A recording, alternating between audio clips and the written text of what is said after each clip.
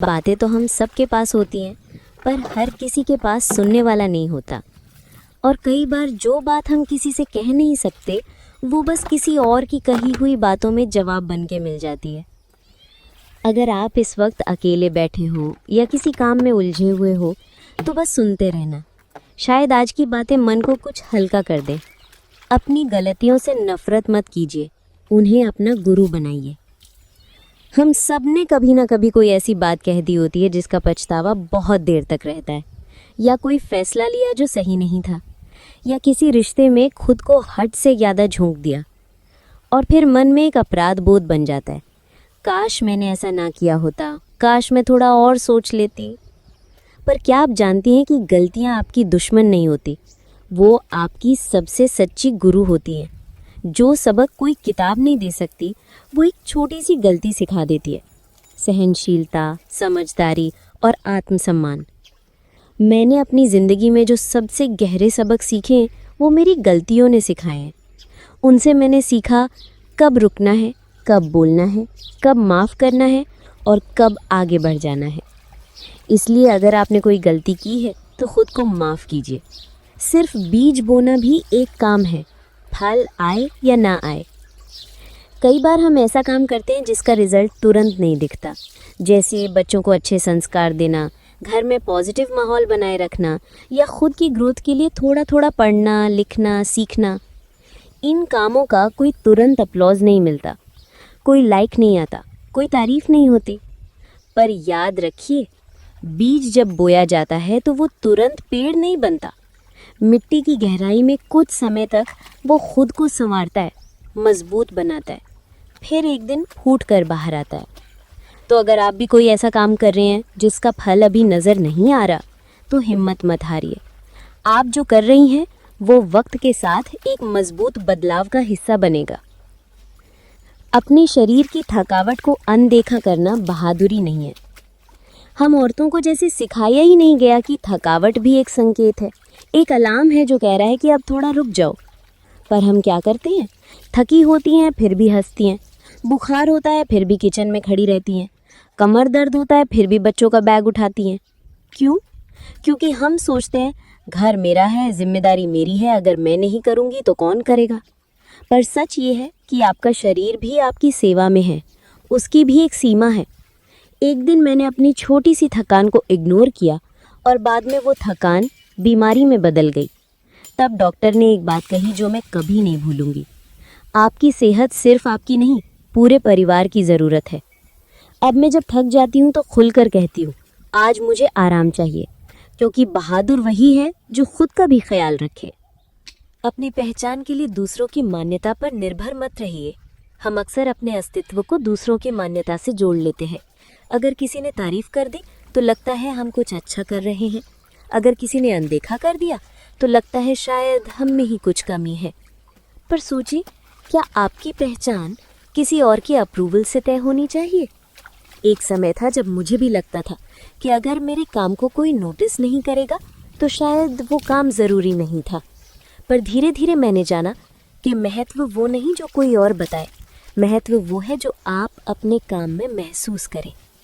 अब मैं खुद को वैलिडेशन देती हूँ। जो मैंने किया उस पर खुद की नज़र से नज़र डालती हूँ और ख़ुद से कहती हूँ, शाबाश, तूने बहुत अच्छा किया।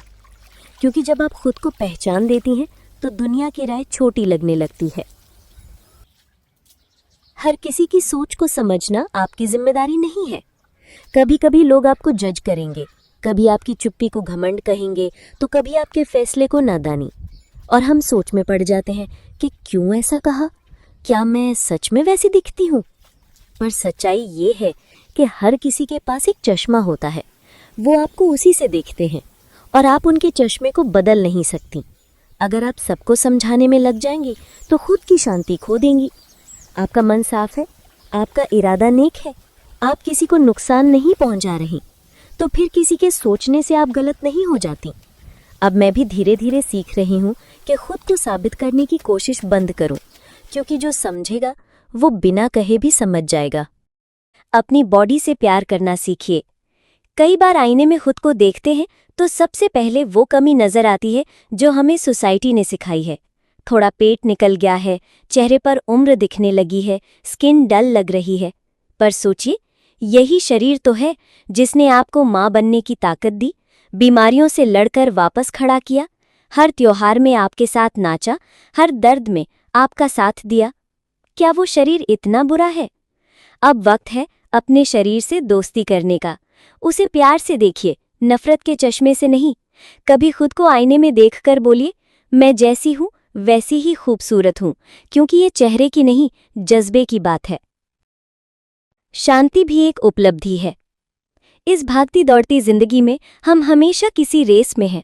हर वक्त कुछ करते रहना, फोन पर कुछ देखना, किचन में अगला काम सोचते रहना। पर क्या कभी रुककर सांस ली है? मुझे याद है, एक दिन शाम को सब कुछ जल्दी खत्म हो गया तो बालकनी में बैठकर बस चुपचाप आसमान देखने लगी। न कोई म्यूजिक, न कोई फोन, बस मैं और मेरा मन। पहले थोड़ा खालीपन लगा, पर कुछ देर में एहसास हुआ कि उस शांति में एक सुकून छुपा है, एक कनेक्शन है खुद से। अब मैं जानबूझकर ऐसे पल बनाती हूँ जहाँ कोई एक्सपेक्टेशन नहीं, बस मैं और मेरी सोच होती है। तो याद रखिए, हर दिन कुछ ना करने का एक कोना जरूर रखिए। पुरानी बातों को बार बार दोहराना खुद पर जुल्म है। हम सबके पास कुछ ऐसी यादें होती हैं जो हमें अंदर ही अंदर खा जाती है। कोई बात जो तब कहनी चाहिए थी, कोई जवाब जो देना चाहिए था, कोई गलती जो नहीं होनी चाहिए थी। पर क्या बार बार उस बात को सोचकर आप आज का सुकून खो नहीं रही? जो बीत गया वो बीत गया, उसका एकमात्र उद्देश्य था आपको सिखाना।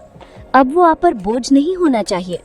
कभी कभी अपने मन में एक अलमारी बनाइए और उन बातों को उसमें बंद कर दीजिए जिनका अब आपकी जिंदगी में कोई योगदान नहीं। आप डिजर्व करती हैं एक हल्का, खुशहाल आज, ना कि एक भारी गिल्ट से भरा हुआ कल। काम बांटिए और खुद को अकेला ना समझिए। कभी कभी लगता है कि सब कुछ सिर्फ हमें ही करना है, सब कुछ अगर हम नहीं करेंगे तो गड़बड़ हो जाएगी। लेकिन ये सोच ही सबसे बड़ा बोझ बन जाती है। घर सबका है तो जिम्मेदारी भी सबकी होनी चाहिए।